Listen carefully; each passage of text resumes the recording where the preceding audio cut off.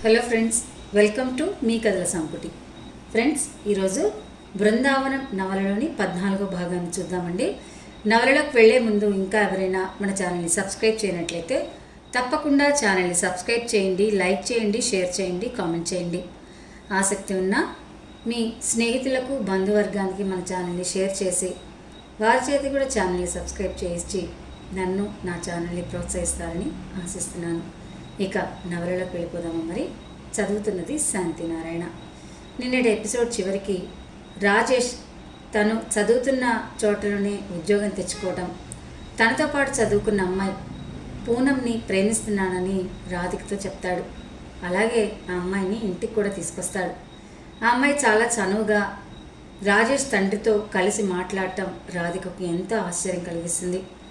రాధిక కూడా ఆ అమ్మాయిని చూసినప్పుడు నిర్భయంగా ఉండడం అనుకున్నది, చేయడం ఆమె మనస్తత్వంలా ఉందని గ్రహించింది రాధిక. అవి ఆమెకి ఎంతో నచ్చాయి కూడా. మరి ఇప్పుడు ఈ భాగంలో ఏం జరగబోతుందో చూద్దామా. మరి మధ్యాహ్నం భోజనానికి ముందు గౌరీ హడావిడిగా రాధిక గదిలోకి వచ్చింది. అమ్మాయి గారు, కొత్త హిందీ అమ్మాయి, హిందీ ఇంగ్లీష్ తప్ప ఇంకే భాష రాదులా ఉంది. భోజనానికి రమ్మని సైగలు చేసి పిలిచినానండి. ఆ అమ్మాయి ఖానా ఖానా అంది. ఖానాలేవి లేవు, మొన్ననే కొత్త గచ్చు చేసినప్పుడు పూర్పించారని చెప్పాను. అయినా వద్దు వద్దు అన్నట్టు చేతులు అడ్డంగా తిప్పినారు. నాకు అస్సలు అర్థం కావడం లేదమ్మాయి గారు. పెద్దమ్మ గారికి హిందీ రాదు. ప్రతి దానికి చిన్నబాబుని ఆడపిలుతాను, మీరు రండి అంది. రాధిక వెళ్ళి కనుక్కొని ఆ అమ్మాయికి ఆకలిగా లేదట అత్త, జ్యూస్ కానీ పాలు కానీ చాలట అంటూ విశాలకు చెప్పింది. విశాల బత్తాయి రసం తీసి స్వయంగా పూనంకి పట్టుకెళ్ళింది. ఆవిడని అంత దూరం నుంచి చూడగానే పూనం ఒళ్ళోని ల్యాప్టాప్ని బెడ్ మీద పడేసి పరిగెత్తుకుంటూ ఎదురెళ్ళింది. మాజీ, ఆప్ క్యూ తక్లీఫ్ లేతే హే అంటూ కంగారుగా చేతిలోని గ్లాస్ అందుకుంది. ఆ అమ్మాయి ముఖ కవళికలు పెద్దవాళ్ల చేత పని చేయించుకోవడానికి ఇబ్బంది పడుతున్నట్టుగా ఉన్నాయి. అదంతా నిజమైన గౌరవమేనా? రాధికకు అనుమానం వచ్చింది. ఎందుకంటే ఆమెకి ఎప్పుడు ఇలాంటి అతి వినయం మీద నమ్మకం లేదు. మధ్యాహ్నం భోజనానికి చెప్పినట్టే పూనం రాలేదు. డైనింగ్ టేబుల్ దగ్గర ఎవరూ పెద్దగా మాట్లాడలేదు, ముఖ్యంగా రాజేష్, విశాల. భోజనం అయిపోయాక రాజేష్ తల్లి గదిలోకి వెళ్ళడం చూసింది రాధిక. అది ఆంతరికంగా మాట్లాడుకోవడానికని అర్థమైంది. అనంత్ తనకేమీ పట్టనట్టు ఫోన్లో ఎవరితోనో బిజినెస్ గురించి మాట్లాడుతున్నాడు. కుటుంబ సభ్యుల మధ్య అత్యవసరంగా మాట్లాడుకోవాల్సిన పరిస్థితి ఉన్నప్పుడు అక్కడ ఉండడం సభ్యత కాదని రాధిక మేడ మీద తన గదిలోకి వెళ్ళేసింది. చలికాలం మధ్యాహ్నం కావడంతో ఎండ ఎక్కువగా లేదు. లేత నీలం రంగు ఆకాశం, దాని మీద అద్దినట్టుగా తెల్లటి మేఘాలు, భూమి మీద మనుషులు పరుగులు, అలజడి చూస్తూ ఉన్న చెక్కు చెదరని ప్రశాంతతతో కాంతులీనుతున్నాయి మబ్బులు. రాధిక మంచం మీద వాలి కిటికీలో నుంచి కనిపిస్తున్న శీతాకాలపు ఆకాశాన్ని, ఎగిరే పక్షులను చూస్తూ పడుకుంది. మధ్యాహ్నం నిద్ర అలవాటు లేకపోయినా నిశ్శబ్దంగా ఉన్న పరిసరాలు, అలసిపోయిన శరీరం, మనసు నిద్రలోకి లాగేశాయి. పొద్దువాలే కొద్దీ వాతావరణం మరింత చల్లబడింది. కిటికీలో నుంచి రయ్యను వీస్తున్న చల్లగాలికి రాధిక శరీరం వణికింది. సగం మెలకువ, సగం నిద్రలో దుప్పటిని భుజాల వరకు లాక్కుని పక్కకి ఒత్తిగిలుతూ ఉంటే పక్క గదిలో నుంచి సన్నగా కీచుగా మాటలు. ఆ వెంటనే ఏడుస్తున్న శబ్దం వినపడింది. రాధిక నిద్రమత్తు క్షణంలో ఎగిరిపోయింది. ఆ గొంతు మేనత్తదని గుర్తుపట్టగానే కాలుక నిలవలేదు. ఏడుపు వినిపిస్తున్నది. గదివైపున పరిగెత్తింది. అది అనంత గది. తల పూర్తిగా మూయలేదు, దగ్గరికి వేసింది. కుటుంబ సభ్యులు మాట్లాడుకుంటున్నప్పుడు వెళ్ళవచ్చా లేదా అన్న ప్రశ్న అప్పుడు రాధిక మనసులోకి రాలేదు. గబుక్కన దగ్గరికి వేసిన తలుపులు తోసుకుని లోపలికి వెళ్ళింది. అక్కడ అనంత్, విశాల ఇద్దరే ఉన్నారు. ఏడుస్తున్న తల్లిని ఓదారుస్తున్నట్టుగా ఆమె చేతులు పట్టుకుని ఉన్నాడు అతను. రాధిక గబగబా వెళ్ళి విశాల పక్కన కూర్చుంది. ఎప్పుడూ నిండుగా తొణక్కుండా ఉండే మేనత్త కంటతడి పెట్టడం రాధిక తట్టుకోలేకపోయింది. ఏమైందత్తా? రాజేష్ తనకి నచ్చిన అమ్మాయిని చేసుకుంటానన్నాడు. దీనికి ఇంత బాధపడాలా? నువ్వు చిన్నవాళ్ళని ఎంతో ప్రేమగా చూసుకుంటావు కదత్తా అంటూ నాజుకైన వేళ్లతో విశాల కన్నీళ్లను తుడుస్తూ అడిగింది. వాడు చెప్పకుండా పెళ్లి చేసుకుని వచ్చాడే అని దుఃఖంతో వణికిపోతున్న గొంతుతో చెప్పింది. రాధిక విస్తుపోయింది. రాజేష్ అంత పని చేస్తాడనుకోలేదు. అంత హడావిడిగా పెళ్లి చేసుకోవాల్సిన పరిస్థితి ఎందుకు వచ్చిందో రాధిక ఆలోచించలేకపోయింది. అయితే ఇప్పుడేమైందని? మేజర్లు అయిన వారికి పెళ్లి చేసుకునే హక్కు వారికే వదిలేశాయి చట్టాలు కూడా. అప్పటిదాకా ఓపిక పట్టిన అనంత్ విసుగుపడ్డాడు. ప్లీజ్ అనంత్, నీకు తెలియదు ఆ బాధ ఎలా ఉంటుందో. పేరెంట్స్కి చెప్పకుండా పెళ్లి చేసుకోవడం అంటే అది వాళ్ళని అవమానించినట్టే.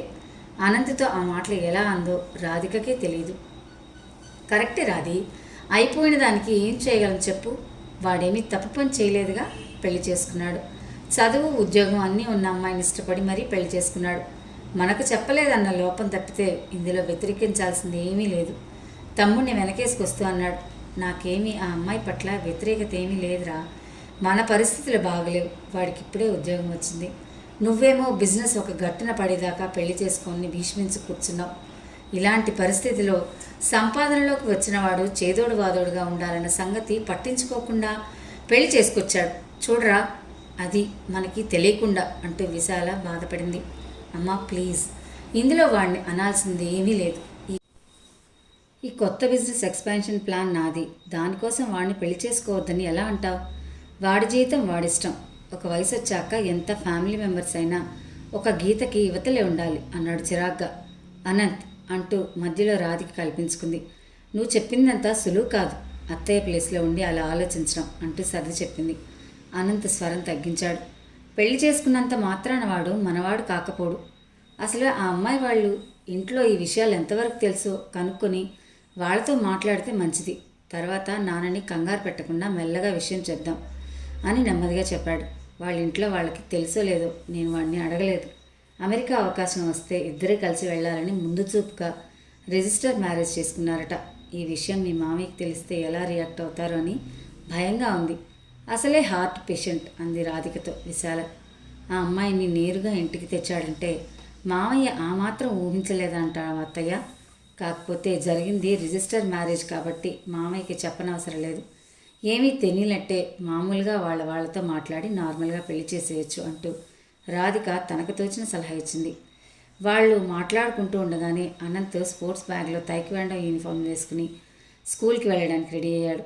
తైక్వాండో స్కూల్ టైం అయింది, నేను వస్తానని చెప్పి చకచకా వెళ్ళిపోతున్న అనంత్ని అలాగే చూస్తుంది రాధిక. పిడుగులు పడ్డా డ్యూటీ మాత్రం మానడి మనిషి అనుకుంటూ. అనంత్ వెళ్ళగానే గౌరీ విశాలను వెతుక్కుంటూ మేడ మీదకి వచ్చింది. మీకోసం కిందంతా వెతికాను, ఎక్కడున్నారన్నమాట.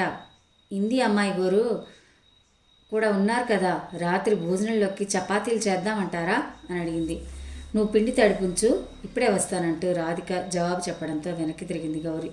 అత్త, నువ్వు ఇంకా ఎక్కువగా ఆలోచించకు. అనంత్ చెప్పింది నిజమే. ఇప్పుడు యాక్సెప్ట్ చేయడం తప్ప నువ్వు చేయగలిగింది ఏమీ లేదు అంది భుజం తడుతూ. అంతకుమించి ఇంకా ఏమీ చెప్పే సమాధానపరచాలో రాధికకు తెలియలేదు. మళ్ళీ విశాలే అంది. అయినా నా పిచ్చి కానీ వాళ్లపాటికి వాళ్ళు ఉద్యోగాలు చేసుకుంటూ కలిసి ఉంటున్నప్పుడు ఈ పెళ్ళి పేరుకు మాత్రమే, లీగల్గా ఎలాగో అయిపోయింది. అనంతేమో వ్యాపారం గట్టున పడేదాకా పెళ్ళొద్దని భీష్మించి కూర్చున్నాడు. వాడు చూస్తే అలాగా, వీడు చూస్తే ఇలాగా అని నిట్టూర్చింది. అమ్మాయి గారు, గౌరీ మళ్ళీ కేక వేయడంతో ఇద్దరూ మేడ దిగొచ్చారు.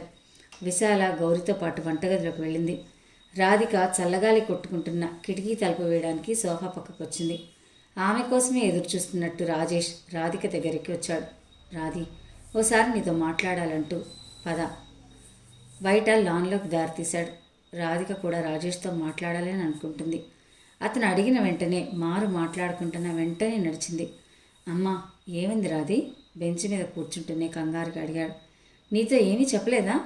మామూలుగానే మాట్లాడింది, కానీ మనసులో ఏమైనా బాధపడుతోందా అని నసుగుతూ అన్నాడు. నిన్ను బాధ పెట్టకూడదని అత్తయ్య నీ దగ్గరికి దాస్తే నేనెందుకు బయట పెట్టాలి అంటూ ఎదురు ప్రశ్న వేసింది. రాజేష్ మొహం వాడిపోయింది. నీకు కూడా కోపంగా ఉన్నట్టుంది నా మీద అన్నాడు చేతిలోని సెల్ ఫోన్ని అటు ఇటు తిప్పుతూ. నాకేం కోపం లేదు రాజేష్, కాకపోతే ఒక చిన్న సందేహం అంతే. ఏంటో అడుగు అంటూ రాధిక మొహంలోకి చూశాడు. ఇంటి పరిస్థితులు కాస్త చక్కబడేదాకా ఎందుకు ఆగలేకపోయావు పెళ్ళికి సూటిగా అడిగింది. అప్పటిదాకా శాంతంగా ఉన్న రాజేష్ మొహంలో చిరాకొచ్చింది. పరిస్థితులు ఎవరు పెంచమన్నారు బిజినెస్ని? రాజారావు గారు చనిపోతే అన్నీ వీడి నెత్తిన వేసుకుని ఎందుకు చేయాలి? బ్యాక్అవుట్ అయి ఉండొచ్చు కదా. ఒక్కసారి అప్పుల్లో కూరుకుపోయినప్పుడు వాడే కుటుంబాన్ని లాగాడు. నేను ఒప్పుకుంటాను, కానీ మళ్ళీ అదే సైకిల్లోకి తీసుకెళ్ళడానికి వాడికేం హక్కుంది? ఇలా ఎన్నిసార్లని ఫైనాన్షియల్ రిస్క్లో తీసుకుని గుండెల అరచేతిలో పెట్టుకుని ఉండాలి? వాడొక్కడే పెద్ద హీరో అయినట్టు ఇష్టం వచ్చిన నిర్ణయాలు తీసుకుంటే సరిపోతుందా? నెల రోజుల కిందట దాకా నాతో ఎవ్వరూ ఒక్క మాట కూడా చెప్పలేదు. ఈ పరిస్థితులు ఎప్పటికి చక్కబడతాయో గ్యారంటీ ఉందా? ఇంటితో సహా అప్పుల్లో ఉంది. అన్నంతకి ఎవరైనా పిల్లనిస్తారా? వీళ్లతో ఉంటే నా పరిస్థితి అలాగే ఉంటుంది. పూనం వాళ్ళ ఇంట్లో పెళ్లికి ఒత్తిడి తెస్తున్నారు. అమెరికా వెళ్ళే అవకాశం వస్తే పూనం డిపెండెంట్గా వీసా మీద రావాలన్నా మేము పెళ్లి చేసుకోవాలి. ఇంట్లో చెప్తే ఇదిగో నువ్వన్నట్టే అంటారని నాకు తెలుసు. అందుకే బాగా ఆలోచించి నేను ఏం చేయగలను అదే చేశానంటూ తన ఆక్రోశాన్నంత వెళ్ళగక్కాడు. రాజేష్ మాటలు వింటూనే రాధిక నివ్వెరపోయింది. ఇంపార్టెంట్ డెసిషన్స్, అందులో అందరినీ ఇంపాక్ట్ చేసే ముఖ్యమైన నిర్ణయాలు నీకు చెప్పకుండా చేయడం తప్పే. కానీ నీ చదువు డిస్టర్బ్ కాకూడదని అలా చేసుండారు రాజేష్. ఇంకొక విషయం చెప్తాను వింటావా అంటూ ఒక్క క్షణం ఆగింది. ఏమిటి అన్నట్టు రాజేష్ రాధిక మొహంలోకి చూశాడు. నీ నిర్ణయం గురించి నేనేమీ చెప్పను. ఎవరి బుద్ధిని బట్టి వాళ్ళు చేసుకుంటూ పోతారు. మొహాన్ని తెగేసినట్టు చెప్పడంతో బహుశా నాకున్నంత అనుభవం ఎవరికీ లేదనుకుంటా. అందుకే చెప్తున్నా. ఇప్పుడు నువ్వు నాతో అన్న మాటలు నీలోనే ఉంచుకో. పొరపాటున కూడా ఎవరి దగ్గర అనకు. అనంత్ ఖచ్చితంగా ఈ కొత్త వెంచర్లో సక్సెస్ అవుతాడు. ఆ నమ్మకం నాకుంది. అప్పుడు అందరూ కలిసిమెలిసి సంతోషంగా ఉండాలి. మోరోవర్ అనంత్ నీ గురించి నీకంటే బాగా ఆలోచిస్తున్నాడు అంటూ సాధ్యమైనంత అనునయంగానే చెప్పి వెనక్కి తిరిగింది. రాత్రి 8:30 గంటల సమయం. షికారుకుని వెళ్ళిన రాజేష్, పూనం తిరిగి వచ్చారు. పూనం మాటిమాటికి అతని భుజం మీద వాలిపోతూ ఉంటే అతను ఆమె నడుము చుట్టూ చేయి వేసి నడిపించుకుంటూ వస్తున్నాడు. గుమ్మం దగ్గర నిలబడి సంధ్యతో ఫోన్ మాట్లాడుతున్న రాధిక నవ్వుతూ వారికి దారిచ్చింది. పూనం ప్రతిగా చిరునవ్వు నవ్వింది. రాజేష్ మాత్రం రాధికతో మాట్లాడటం ఇష్టం లేనట్టుగా మొహం తిప్పుకుని వెళ్ళాడు. అప్పటికే గౌరి వెళ్ళి 2 గంటలు అవుతుంది. విశాల డైనింగ్ టేబుల్ మీద ప్లేట్లు సర్దుతూ ఉంటే పూనం వచ్చింది. మాజీ మేబీ హెల్ప్ కర్తీము అంటూ చేతులు కడుక్కుని వచ్చి మంచినీళ్ళు పెట్టడం, గిన్నెలు తెచ్చి బల్లల మీద సర్దడం లాంటి పనులు అందుకుంది. అనంతని పిలుచుకుని వస్తానని విశాల మెట్లెక్కబోతుంటే, నేను వెళ్తానత్తా, నువ్వు ఇప్పటికే చాలాసార్లు మెట్లెక్కి దిగావు ఈరోజు అంటూ రాధిక లేచింది. పైన అనంత్ గదిలోకి వెళ్ళేసరికి అతను నైట్ డ్రెస్లో మంచం మీద బాసిపట్టా వేసుకుని కూర్చుని దీక్షగా పనిచేసుకుంటున్నాడు. ముందర ల్యాప్టాప్, చుట్టూ కాగితాలు పరిచిపెట్టున్నాయి. మధ్య మధ్యలో పేపర్స్లోకి చూసి ల్యాప్టాప్లో అంకెలు చెక్ చేసుకుంటున్నాడు. బెడ్ వెనకాల వైపుగా తెరిచిపెట్టున్న బాల్కనీ డోర్లో నుంచి పున్నమి చందమామ నిండుగా కనిపిస్తున్నాడు. బయట నుంచి వస్తున్న గాలి చలి పుట్టిస్తున్నా ఏమీ పట్టనట్టే పనిలో నిమగ్నమై ఉన్నాడు అతను. గాలికి అతని జుట్టు కొద్దిగా చెదిరి నుదిరిపై పరుచుకుంది. అప్పుడప్పుడు నొసలు చిట్లిస్తూ కాగితాల వంక సీరియస్గా చూస్తున్నా అతని వంక రెప్పార్పకుండా చూస్తూ నిలబడిపోయింది రాధిక. ఇంతలో దేనికోసమో వెతుక్కుంటూ అతని తల ఎత్తి చూశాడు. ఇద్దరు చూపులు కలుసుకున్నాయి. ఏంటి అంత విచిత్రంగా చూస్తున్నావు అని అడిగాడు నవ్వుతూ. నీలాంటి వాడికి దేవుడు వెన్నెల్ని పువ్వుల్ని కట్ చేస్తే ఎలా ఉంటుందా అని ఆలోచిస్తున్నాను అంది కొంటెగా. పోనీలే, వాటిని ఇవ్వకపోయినా పర్వాలేదు. నిన్ను నా ముందు నిలబెట్టమని కోరుకుంటాను దేవుణ్ణి. హాయిగా నవ్వుతూ ఉంటావు ఎప్పుడు. నిన్ను చూస్తుంటే మనసు సగం తేలిక పడుతుంది. అనుకోని ప్రశంసకి రాధిక బుగ్గలు ఎర్రబడ్డాయి. నీ చేత పొగిడించుకోవడానికి రాలేదు, భోజనానికి పిలవమని అత్తయ్య చెప్తే వచ్చాను అంది కళ్ళు తిప్పుతూ. వస్తున్నా అంటూ చిందరగా ఉన్న కాగితాలను తీసి సర్దడం మొదలుపెట్టాడు. రాధిక అక్కడి నుంచి కదలకుండా అలాగే నిలబడింది. అమ్మా ఎలా ఉంది? మధ్యాహ్నం చాలా అప్సెట్ అయిందిగా, అందుకే అడుగుతున్నాను. పేపర్లని వరుసగా పేర్చి టేబుల్ మీద పెడుతూ అన్నాడు. మా అత్త చాలా మంచిది. ఎప్పుడూ ఒకరి గురించి మంచి ఆలోచించడమే మాత్రం తెలుసు. కోపం పెట్టుకోవడం చేత కాదు. కొత్త కోడలి కోసం అప్పుడే భోజనం మెనూ మారిపోయింది అంది కనుబొమ్మలు ఎగరేస్తూ. జవాబుగా అనంత్ నవ్వాడు. మేడ దిగి వచ్చేసరికి డైనింగ్ టేబుల్ దగ్గర మిగిలిన వారందరూ కూర్చున్నారు. ప్లేట్లలో వడ్డించిన చపాతీలు, పన్నీర్ కర్రీ చూస్తూనే అనంత్ కళ్ళు రాధిక వైపు తిరిగాయి. అర్థమైందా అన్న అర్థం వచ్చేలా అతని వంక చూసి చిలిపిగా నవ్వింది రాధి. భోజనాలు అయ్యాక విశాల, సుధాకర్, రాజేష్ ఫ్యామిలీ రూమ్లోకి వెళ్ళడం చూసి రాధిక పైకొచ్చింది. లీలగా వినిపిస్తున్న మాటల్ని బట్టి, ఫోన్ సంభాషణని బట్టి రాజేష్ పెళ్లి మాటలు జరుగుతున్నాయని అర్థమైంది. బెడ్ మీద పడేసిన సెల్ ఫోన్ని యథాలాపంగా చేతిలోకి తీసుకుంది.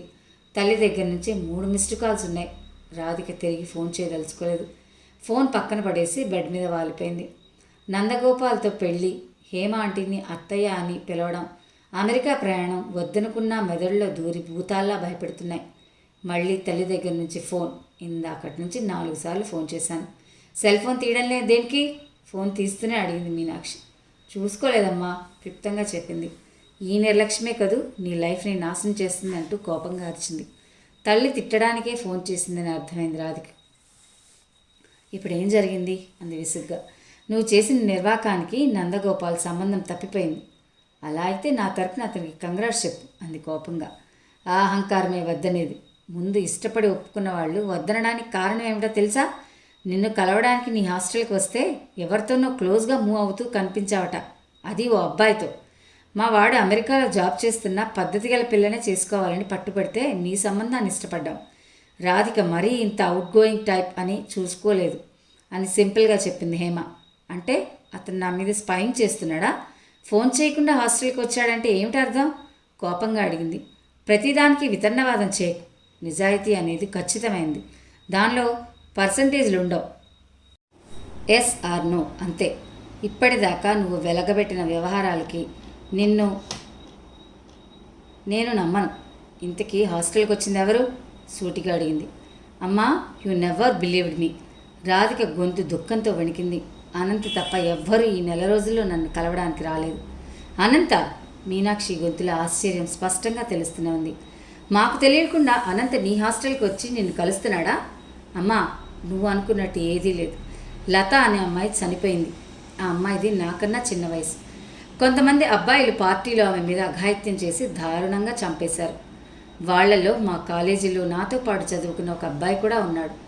పోలీసులు ఆ కేసుల వివరాలు సేకరిస్తుంటే ఆ అబ్బాయి గురించి నాకు తెలిసిందే చెప్పాలనుకున్నాను. అందుకే అనంత్ని నేనే రమ్మన్నాను. ఇదివరకు కూడా నాకు ప్రాబ్లం వచ్చినప్పుడు అనంత్ సహాయం చేశాడు.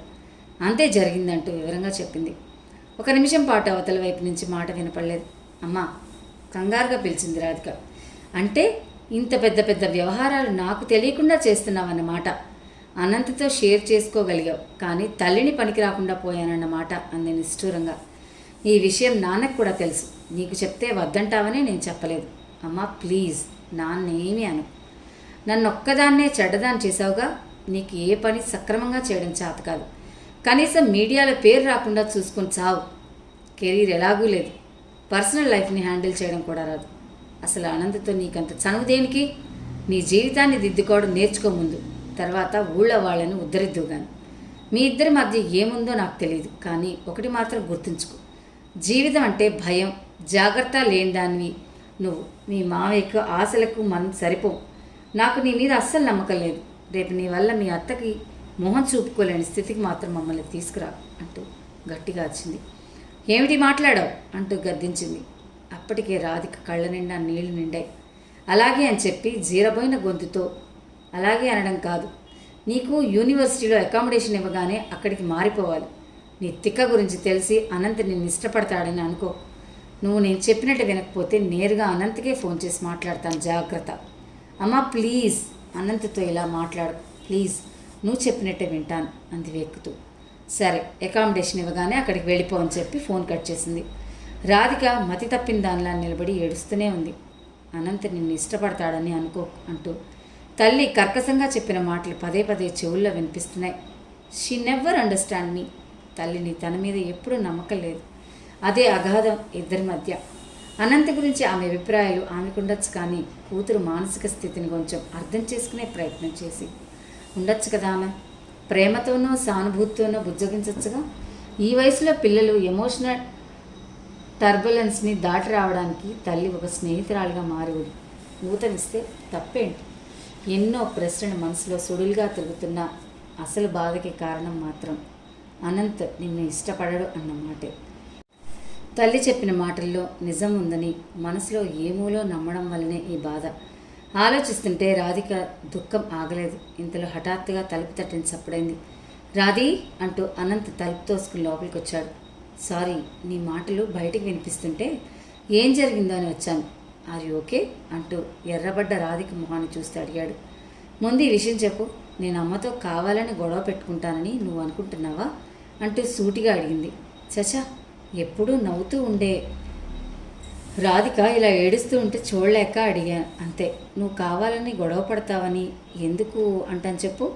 పెదవులు బిగబట్టి అతని వైపు చూస్తూ ఉన్న రాధిక ఆ సమాధానం వింటూనే చలించిపోయింది.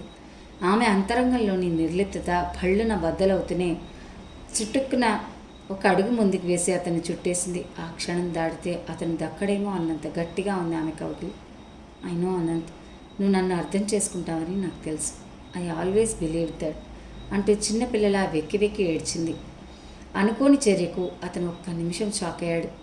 రాధి ఏమైంది అంటూ తల మీద చేయి వేసి నిమురుతూ లాలనగా అడిగాడు. అనంత్ అంటూ చటుక్కున తల పైకెత్తింది రాధిక. ఒకటి అడుగుతాను చెప్పు, నేనంటే నీకు ఇష్టమేనా? జవాబు కోసం ఆతృతగా చూస్తున్నాయి ఆమె కళ్ళు. రాధికని ఎవరు ఇష్టపడకుండా ఉంటారు చెప్పు అని నవ్వుతూ జవాబిచ్చాడు. అతని జవాబుకి రాధిక మొహం వాడిపోయింది. రాత్రిపూట గదిలో ఏకాంతంగా ఒక ఆడపిల్ల కౌగిట్లో వాలిపోయి బేలగా నేనంటే నీకు ఇష్టమేనా అని అడిగిన ప్రశ్నకు అతను అంత జనరలైజ్ చేసి సమాధానం ఇవ్వడం రాధికలో అనుమానాన్ని రేకెత్తించింది. అంటే మనసు ఉండబట్టలేక అడిగింది మళ్ళీ. ప్లీజ్ రాధి, నాకు అర్జెంటుగా అటెండ్ కావాల్సిన కాల్ ఒకటి ఉంది. మలేషియాలో ఒక కంపెనీలో ఫండింగ్ గురించి డిస్కషన్స్ అవుతున్నాయి. ప్లీజ్, నువ్వు చాలా డిస్టర్బ్గా ఉన్నావు, రేపు మాట్లాడుకుందాం, బాయ్, టేక్ రెస్ట్ అని భుజం తట్టాడు. రాధిక అచేతనంగా అలా నిలబడి చూస్తూ ఉండడం, అతని సెల్ ఫోన్ రింగ్ అవ్వడం రెండూ ఒకేసారి జరిగిపోయాయి. చూస్తుండగానే అతని ఫోన్ లిఫ్ట్ చేసి మాట్లాడుతూ హడావిడిగా తన గదిలోకి వెళ్ళిపోయాడు. అతని నిర్లక్ష్యం ముళ్ళుల గుండెలో కలుక్కుమంటుంటే శిలాప్రతిమలా చూస్తూ ఉండిపోయింది. ఆమె మనసులోని ఇష్టాన్ని, ప్రేమను అతను గుర్తించలేదన్న బాధ కంటే అతను చూపిన నిర్లక్ష్య వైఖరి సిగ్గుతో అవమానంతో దహించుకుపోయేలా చేసింది. మంచం మీద వాలి ఆ రాత్రంతా ఏడుస్తూ ఎలా గడిపిందో ఆమెకే తెలియలేదు. రాధి రాధి గొంతు విని విశాలే అని నిర్ధారించుకుని తలుపు తీసింది రాధిక.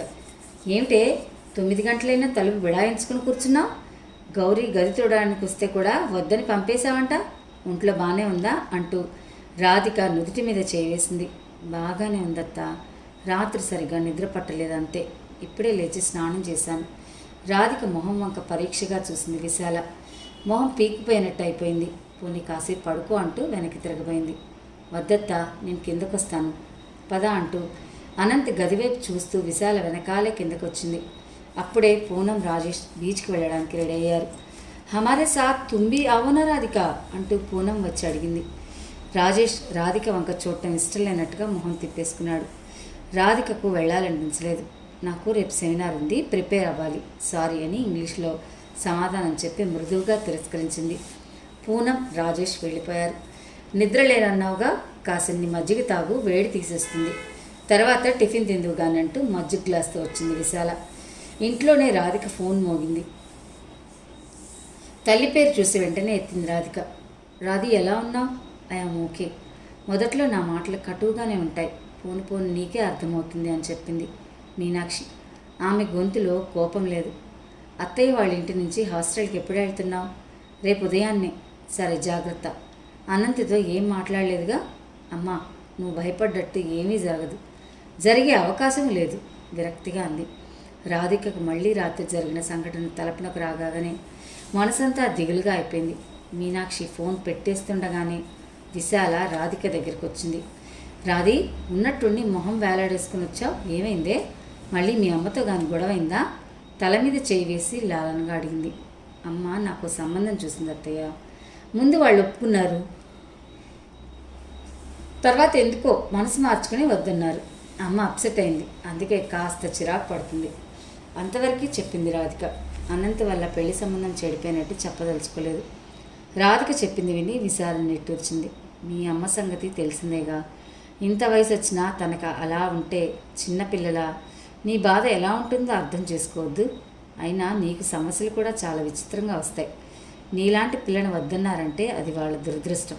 ఇంతకన్నా మంచి సంబంధమే వస్తుంది నీకు, దిగులు పెట్టుకో అంది ఓదార్పుగా. మేనత్త సంబంధం తప్పిపోయినందుకు దిగులు పెట్టుకున్నా అనుకుంది. అర్థమైంది రాధిక్. అయినా ఎటువంటి వివరణ ఇవ్వదలుచుకోలేదు. ఇచ్చినందువల్ల ఏ ఉపయోగం లేదనుకుని నిట్టూర్చింది. రాధి, పొద్దుటి నుంచి ఏమీ తినలేదు, టిఫిన్కి ఎలాగో ఆలస్యమైంది, పెందలాడే భోంచేద్దురా, మీ మావయ్య కూడా రారీ పూట, మన ఇద్దరం కలుస్తుందామంటూ విశాల చెప్పడంతో భోజనానికి లేచింది రాధిక. మేనత్త బలవంతం మీద 4 మెతుకులు తినాలనిపించి లేచింది. తిరిగి మేడ మీదకి తన గదిలోకి వెళ్ళిపోబోతుంటే గౌరీ పక్కపక్క నవ్వింది. ఏంటమ్మాయి గౌరు, కొత్త పెళ్లి కూతురులాగా అంటే మేడ మీద గదిలోకి పారిపోతుంటారు అంది. నువ్వు ఊరుకో అంటూ విశాల గౌరిని మందలించింది. అలా దిగులుగా ఉన్నప్పుడు ఒక్కదానివే కూర్చో, నలుగురిలో ఉండాలి. ఆ పుస్తకాలు ఇక్కడికే తెచ్చుకుని నచ్చిన చోట కూర్చొని చదువుకో, నిన్నెవ్వరూ డిస్టర్బ్ చేయరు అంది రాధికతో విశాల. అవునమ్మాయి గారు, నేను అస్సలు మాట్లాడను, మీరు ఆ పుస్తకాలు ఎక్కడున్నాయి చెప్పండి, చిటికలే పట్టుకొచ్చేస్తాను అంది ఉత్సాహంగా గౌరి. రాధికకు నిజంగానే తిరిగి మేడమెట్లెక్కే ఓపిక లేనట్టు అనిపించింది. బల్ల మీదే ఉన్నాయి 2 బుక్స్, అవి తీసుకురా చాలు. రాధిక చెప్తుండగానే గౌరి హుషారుగా వెళ్ళి 2 నిమిషాల్లో బుక్స్ తీసుకుని వచ్చింది. హాల్లో విశాల గౌరీ కూర్చుని ఉంటే డిస్టర్బెన్స్ లేకుండా ఉంటుందని పుస్తకాలు పట్టుకుని ఫ్యామిలీ రూమ్లోకి నడిచింది రాధిక. ఆ గదిలో గార్డెన్ ఉన్న వైపు పెద్ద గాజు గోడలా అనిపించేంతగా కిటికీ ఉంది. రాధిక ఆ కిటికీ కట్టెల్ని పక్కకు తోసి తలుపువారుగా తీసింది. మేడ మీద దాకా ఎత్తుగా పెరిగిన సంపంగి చెట్టు కొమ్మలు ఆకుపచ్చని విల్లులా వంగి కిటికీకి పందిరి వేస్తున్నాయి. బూడిద రంగు చారలున్న తెల్లటి గ్రానైట్ ఫ్లోరింగ్ మీద కొమ్మల మీద నుంచి పడుతున్న ఆకుపచ్చని కాంతి సరికొత్త రంగుని అద్దినట్టు అనిపించింది. రాధిక సోఫాలో నుంచి దిండు తీసి గోడవారుగా వేసి దానికి ఆనుకుని కింద కూర్చుంది. కాళ్ళు చాపుకొని పుస్తకం ఒడిలో పెట్టుకుని ఒక్కొక్క పేజీ తిప్పుతూ క్రమంగా చదవడంలో లీనమైపోయింది. గాలికి ఊగుతున్న సంపెంగ రమ్మలు కిటికీ అద్దాలను రాసుకుని సన్నగా చప్పుళ్ళు చేస్తున్నాయి. రాధిక తన పాదాలను కదిలించినప్పుడల్లా ఆమె కాలి పట్టీలకు ఉన్న ఒకే ఒక మువ్వ ఆ చప్పుళ్లకు తాళం వేస్తున్నట్టుంది. పరిసరాల మహత్యము, పుస్తకాల్లోని మాయో తాత్కాలికంగా మనసులోని బాధ మరచిపోయి చదువులో పూర్తిగా మునిగిపోయింది. మధ్యలో ముఖ్యమైన పాయింట్లను పుస్తకంలో నోట్ చేస్తూ ఉండగా ఆ ప్రశాంతమైన పరిసరాలకు భంగం కలిగిస్తున్నట్లు హాల్లో నుంచి ఒక గొంతు వినిపించింది. నిశ్చలంగా ఉన్న నీటిలో రాయి వేస్తే ఒక దాని వెంట ఒకటిగా అలలు వచ్చినట్టుగా అంతకంత హెచ్చు శృతిలో వినిపిస్తోంది ఆ కంఠం. అది క్రమంగా మాట్లాడే స్థాయి నుంచి పోట్లాడే స్థాయి వరకు వచ్చిందని గ్రహించడానికి ఎక్కువసేపు పట్టలేదు రాధిక్కి. అప్రయత్నంగా రాధిక ధ్యాస అటువైపు మళ్ళింది.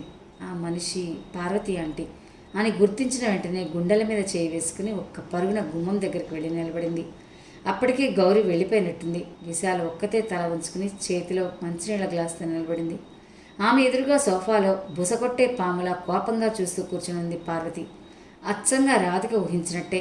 అయిన వాళ్ళు కదా అని నమ్మితే తోక కోసి సున్నం పెట్టారు. మా బుజ్జిని రాజేష్కి ఇవ్వాలని అది పుట్టినప్పటి నుంచి అనుకుంటున్నాం. మాతో మాట మాత్రం చెప్పకుండా గొప్ప పని చేశావు అంది ఎగిరిపడుతూ పార్వతి. వదినా, నీకెంత తెలుసో నాకు అంతే తెలుసు. ఈ కాలంలో పిల్లల ఇష్టాయిష్టాలని బట్టి పెద్దవాళ్ళు నడుచుకోవాల్సిందే. దానికి మనమేం చేయగలం అంటూ నెమ్మదిగా నచ్చజెప్పబోయింది. నీకు తెలిసిన తర్వాతైనా నువ్వు చెప్పవా?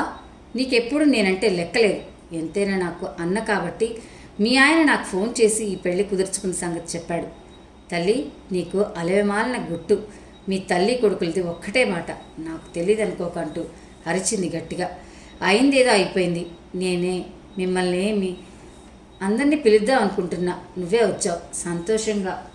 ముందు మంచినీళ్ళు తాగు అంది అడిగింది బతిమలాడుతూ. పార్వతి ముందు నిర్లక్ష్యంగా మొహం తిప్పేసుకున్న 1 నిమిషం తర్వాత మెత్తబడింది.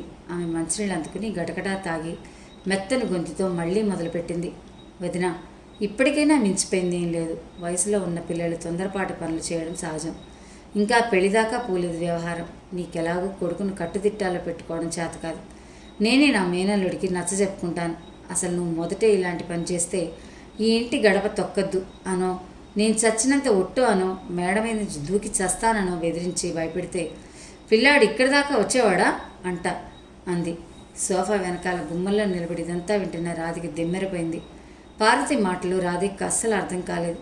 ఇవే పనులు పిల్లలు చేస్తే అప్పుడు ఎలా రియాక్ట్ అవుతుందో ఈవిడ. ఆ మాత్రం తెలివితేటలు పిల్లలకు ఉండవు అనుకుంటుంది కాబోలు. ఎవరినైనా కట్టుదిట్టల్లో పెట్టుకోవాలని ఎలా అనుకుంటారు? మారుతున్న కాలం ఆర్థిక భారాన్ని మోయడానికైనా పిల్లలు సిద్ధంగా ఉన్నారు, కానీ ఎమోషనల్ బర్డెన్ని మోయడానికి మాత్రం ఎవరూ రెడీగా లేరు. ఈవిడ ఇంకా మనుషుల్ని కంట్రోల్లో ఉంచాలని ఆలోచిస్తుందేమిటో. రాధికకు పార్వతిని చూస్తే ఇంకా అజ్ఞానంలో ఉందనిపించింది. మనం బలవంతంగా పెళ్లి చేసినంత మాత్రాన వాళ్ళు కలిసి ఉంటారని గ్యారంటీ లేదు. అయినా బుజ్జి చాలా చిన్నది, దానికి మంచి భవిష్యత్తు ఉంది.